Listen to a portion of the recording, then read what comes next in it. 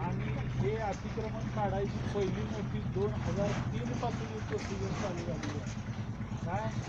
आणि ह्या 2 वर्षात तुम्हाला जवळजवळ 1520 नोटीस दिलेल्या आहेत.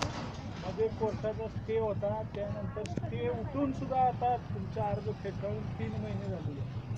लक्षात आलं का. आणि हे मी स्वतः तुम्हाला जवळजवळ 10 ते 12 नोटीस दिलेले. लक्षात आलं का. आणि विनाकारण आता अर्ध्या लोकांनी काढलेलं आहे. तुम्ही विनाकारण काय करा, मुदत द्या त्यासनी लगेच. आता कसं आहे, 2003 पासून मुदत देणं चालू आहे. तुम्ही मागच्या वर्षी मी तुम्हाला नोटीस दिलेल्या होत्या, त्यावेळीपासून तुम्ही तुमची पर्याय व्यवस्था करणं आवश्यक होतं. आता कोणीही मुदत तुम्हाला देऊ शकत नाही. तुमचं जे नुकसान होणार नाही, साहित्य बाहेर काढा. मी काल सुद्धा मला महिला भेटायला आल्या होत्या, त्यांना सांगितलं होतं तुमचं साहित्य बाहेर काढा. आम्ही जो स्वतः काढायला लागलेला आहे तो त्याच्या JCB डायरेक्ट लावलेला नाही. तुझं साहित्य नुकसान नाही होणार असं काढून घे. आणि ह्याच्यामध्ये आम्ही लेआउट टाकून प्लॉट धारकांना देणार आहे. त्यातून जर प्लॉट शिल्लक राहिले, जर त्यांना घरं नाहीत, त्यातले त्यांना प्लॉट द्यायचे आपण. जे आता कसं आहे, भूमी नाही ती आता इथं काय ह्या प्लॉट वाटपामध्ये काही लोक अपस्कॉन्ड आहेत. आणि मेन काय केलंय, जी आता दुसरं राहिले शाळेच्या मागल्यावर राहिले साईडनं कुठलं ते बाकीचे हे जे चांगले घरं पाडले ते लोक वेडे आहेत का. आणि तुमचंच फक्त ऐकायचं का. 82 पासून त्यांचा आरोप असा आहे की शासन आमचं ऐकणं. हा, त्यांचा काय दोष आहे. शासनाच्या निर्णयापर्यंत जा आपण, नाही असं नाही. पण मेन आहे का नाही जी सगळ्यांचे पाडणार आहे.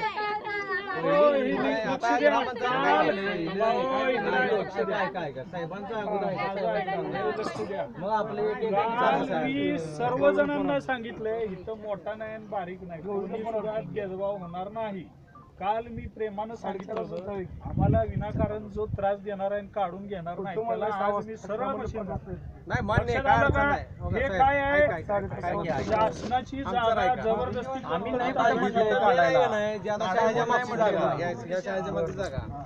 काढली नाही. कुठली शाळेच्या मागची तुम्ही ते अतिक्रमण अर्ज कुणी केलाय का. मग ग्रामपंचायत अर्ज केला, ग्रामपंचायत करायला पाहिजे होत ना. ती बी ते सुद्धा अतिक्रमण असेल तर ते सुद्धा निघणार, त्याला नोटीस. जेवढं जेवढं तुमच्या गावात अतिक्रमण आहे सर्व निर्मूलन करा. सरसकट सगळं निघून द्या ना, सर्व निघणार. असं नाही, जाणार कुठं. 18 तारखेला आम्हाला नोटीस दिलेली नाही. 2003 पासून सुरू आहे. कोर्टात चॅलेंज होतं साहेब. कोर्टात चॅलेंज, कोर्टाचा निकाल लागून किती दिवस झाले. निकाल झाला की तुम्ही मला नोटीस ज्या दिवशी तुमचा अर्ज फेटाळला गेला त्या फेटाळला की मान्य, पण सगळ्या लोकांना माहित नव्हतं पाहिजे ना. 8च लोकांना माहित होतं अर्ज फेटाळला आहे, बाकीच्या लोकांना माहित नव्हतं. बरं, आम्ही कुठं म्हणलंय तुम्हाला काढत नाही, काढतो म्हणलेच की. फक्त तुम्ही 2 दिवसात कसं मला सांगा. आज 18 तारखेला आम्हाला वर्ष झाले. मागला विषय वेगळा आहे. तुमची जागा नाही, ही शासनाची जागा आहे. आम्ही तुमची पर्याय व्यवस्था. मी कुठं म्हणलंय आमची जागा आहे. तुम्ही तुमचा अधिकार दाखवा लागलाय, दाखवा. आम्हाला त्याचा अधिकार दाखवायचा विषय नाही. तुम्ही 2 दिवसात मला सांगा की कसं होतंय शक्य. एखादी बिल्डिंग बांधायला 1 महिना जातोय. काल स्वतः लोकांना शिल्लक, काल त्यांना शक्य आहे, तुम्हाला ज्याच्यात मनुष्यबळ आहे काढायचं नाही.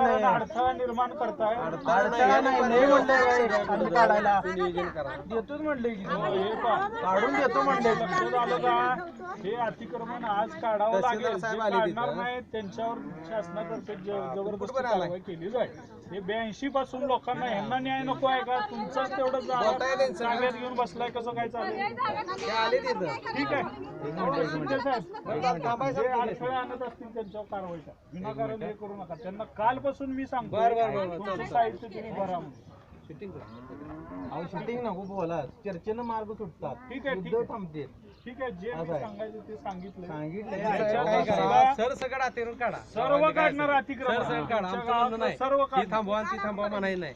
प्लॉट वाल्याला प्लॉट मिळून द्या. सगळं आणि जी भूमी नाही विषय समजून घ्या. आम्ही प्लॉट धारकांच्या विरोधात नाही. त्यांनी त्यावेळी मग कुणाच्या विरोधात आहे? आम्ही तुमचं काढतो म्हणाला अतिक्रमण आणि काढल्याशिवाय- यात प्लॉटधारक बी आहे तीच ना. तुम्ही अहो, लगेच घ्या अहो, दोन दिवसात. लगेच कुठं आहे? तुम्ही काय तुमच्याकडे करणार? मनुष्यबळ आहे ते तो कधीच काढणार. 2 दिवस येत नाही. मागच्या वर्षी मी स्वतः येऊन लोकांना सगळ्यांना विनंती केली होती, ही जागा प्लॉट धारकांची जागा आहे. न्यायप्रविष्ट तुमचं अतिक्रमण काढा. न्यायप्रविष्ट म्हणजे वेळ काढायला तुम्हाला सांगितलं. त्यांचा अन्याय करायचा ना.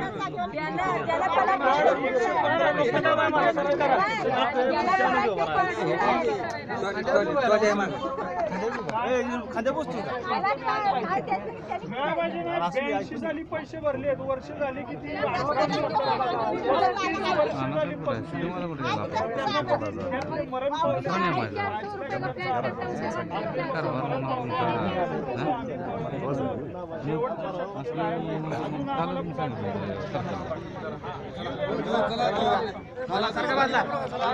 चला बाजूला